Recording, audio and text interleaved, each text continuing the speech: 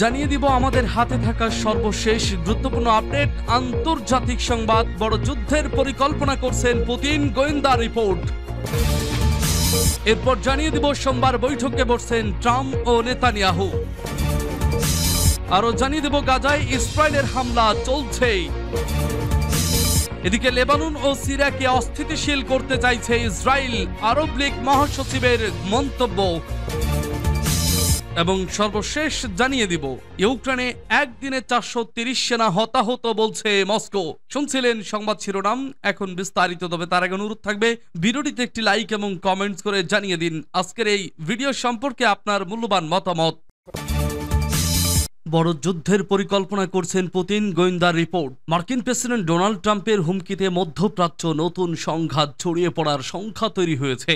ইরানের বিরুদ্ধে মার্কিন বাহিনী যদি অভিযান শুরু করে তাহলে কে কার পক্ষে দাঁড়াবে, এখন চলছে সেই সমীকরণও। এরই মধ্যে প্রকাশ্যে এলো চাঞ্চল্যকর এক গোয়েন্দা তথ্য।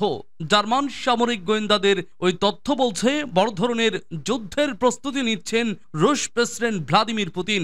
রাশিয়াকে দুর্বল করতে চেষ্টার ত্রুটি করেনি যুক্তরাষ্ট্র, কিন্তু পুতিনের নেতৃত্বে আমেরিকাকে বারবার ব্যর্থ করে দিয়েছে রাশিয়া। এমনকি মধ্যপ্রাচ্য, এশিয়া ও আফ্রিকায় নিজের বন্ধু বাড়িয়েছেন পুতিন। ইরানের সঙ্গেও সম্প্রতি রাশিয়া প্রতিরক্ষা চুক্তি করেছে। সেই চুক্তি অনুযায়ী ইরান অত্যাধুনিক সব যুদ্ধ সরঞ্জামও পাচ্ছে। তাই সম্ভাব্য মার্কিন হামলার আগে তেহরানকে সাহস যোগাচ্ছে মস্কো। জার্মান সামরিক গোয়েন্দাদের অনুসন্ধানের ভিত্তিতে ইউরোপীয় কর্মকর্তাদের এমন বিশ্বাস জন্মেছে ন্যাটো ইউরোপীয় দেশগুলোর বিরুদ্ধে বড় ধরনের যুদ্ধের প্রস্তুতি নিচ্ছে রাশিয়া। জার্মানির 3টি গণমাধ্যম এ নিয়ে যৌথ তদন্ত প্রতিবেদন করে তার ভিত্তিতে সংবাদ প্রকাশ করেছে। এই প্রতিবেদনে বলা হচ্ছে পশ্চিমের সঙ্গে বড় ধরনের সংঘাত হতে পারে, এমনটাই ভাবছে রাশিয়া। একই সঙ্গে সেই অনুযায়ী আগাম প্রস্তুতিও নিচ্ছেন পুতিন। নিজের সাম্রাজ্যবাদী লক্ষ্য অর্জনে সামরিক শক্তি প্রয়োগের পরিকল্পনা করছেন পুতিন। প্রতিবেদন অনুযায়ী 2022 সালে শুরু করা ইউক্রেন যুদ্ধ সেই লক্ষ্য অর্জনের প্রথম পদক্ষেপ। শেষ পর্যন্ত পুরো ইউরোপের বিরুদ্ধেই যুদ্ধে নামবেন পুতিন। এই দশকের শেষ দিকে একটি বড় ধরনের প্রচলিত যুদ্ধের ভিত্তি দাঁড় করে ফেলবে রাশিয়া। এই মুহূর্তে ন্যাটোর একটি বা একাধিক দেশের বিরুদ্ধে যুদ্ধ চালিয়ে নেওয়ার সক্ষমতা নেই রাশিয়ার, যদিও লিথুয়ানিয়ার স্পেশাল সার্ভিস ভিএসডি বলছে এই মুহূর্তে ন্যাটোর এক বা একাধিক দেশের বিরুদ্ধে সীমিত পরিসরে সামরিক অ্যাকশন নেওয়ার সক্ষমতা রয়েছে মস্কোর। জার্মানির কেন্দ্রীয় গোয়েন্দা সার্ভিস বিএনডির অভিযোগ, জোটের অন্য দেশকে সহযোগিতার ব্যাপারে ন্যাটোর সদস্যরা কতখানি দায়বদ্ধ তা পরীক্ষা করে দেখতে চান পুতিন।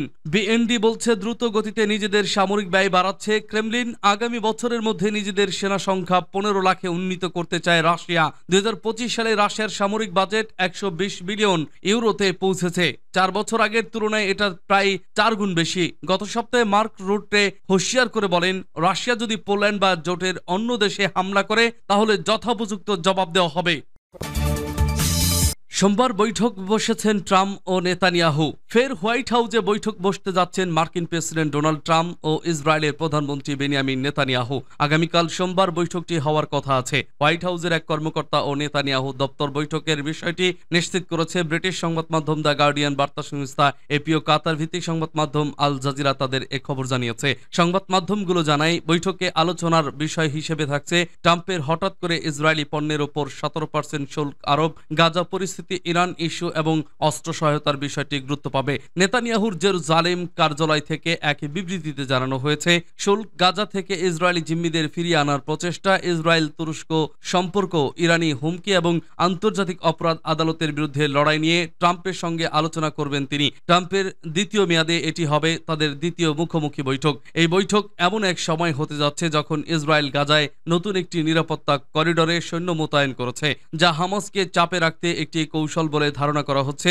নেতানিয়াহুর প্রতিরক্ষা মন্ত্রী জানিয়েছেন, ইসরায়েল গাজার বিশাল অংশ দখল করে সেগুলোকে নিরাপত্তা অঞ্চল এ পরিণতি করবে। গত মাসে হামাসকে নতুন যুদ্ধবিরতি চুক্তি গ্রহণে বাধ্য করতে ইসরায়েল গাজায় আকস্মিক বিমান হামলা চালায়, যা যুদ্ধবিরতির শর্ত ভেঙে দেয়। এই পদক্ষেপে হোয়াইট হাউস সমর্থন জানায়। এরপর থেকে শত শত ফিলিস্তিনি নিহত হয়েছেন।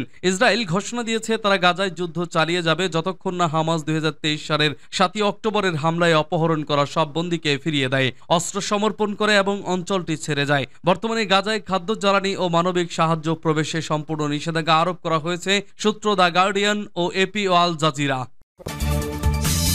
গাজায় ইসরায়েলের হামলা চলছেই।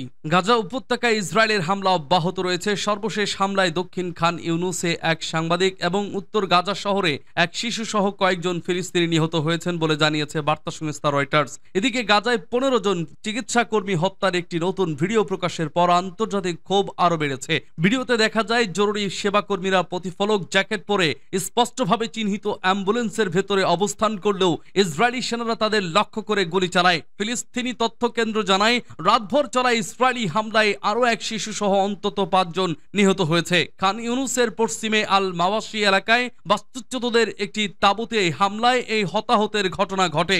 জাতিসংঘের তথ্যমতে ১৮ মার্চ যুদ্ধবিরতি ভঙ্গের পর থেকে প্রতিদিন গড়ে ১০০ জন ফিলিস্তিনি শিশু নিহত বা আহত হচ্ছে।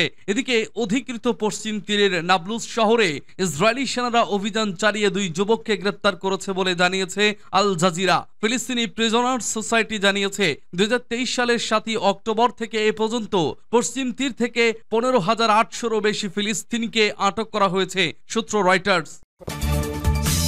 লেবানন ও সিরিয়াকে অস্থিতিশীল করতে চাইছে ইসরায়েল, বলছে আরব লীগের মহাসচিব। আরব লীগের মহাসচিব আহমেদ আবুল গেইত শনিবার ইসরায়েলের বিরুদ্ধে সিরিয়া ও লেবাননে সামরিক উস্কানির মাধ্যমে অস্থিতিশীলতা তৈরির অভিযোগ তুলেছেন। তিনি বলেছেন, এসব পদক্ষেপ আন্তর্জাতিক আইনের প্রতি স্পষ্ট অবজ্ঞার পরিচায়ক। সৌদি প্রেস এজেন্সির মাধ্যমে প্রকাশিত এক বিবৃতিতে তিনি বলেন, আন্তর্জাতিক সম্প্রদায়ের নীরবতা ইসরায়েলকে আরও সাহসী করে তুলেছে। তিনি আরও বলেন, ইসরায়েল যে যুদ্ধগুলো পরিচালনা করছে অধিকৃত ফিলিস্তিন অঞ্চল, লেবানন এবং সিরিয়ায়, তা এক নতুন পর্যায়ে প্রবেশ করেছে। এটি এখন সম্পূর্ণ বেপরোয়া রূপ ধারণ করেছে, যেখানে স্বাক্ষরিত চুক্তি লঙ্ঘন, অন্য দেশে অনুপ্রবেশ এবং বেসামরিক মানুষ হত্যা করা হচ্ছে।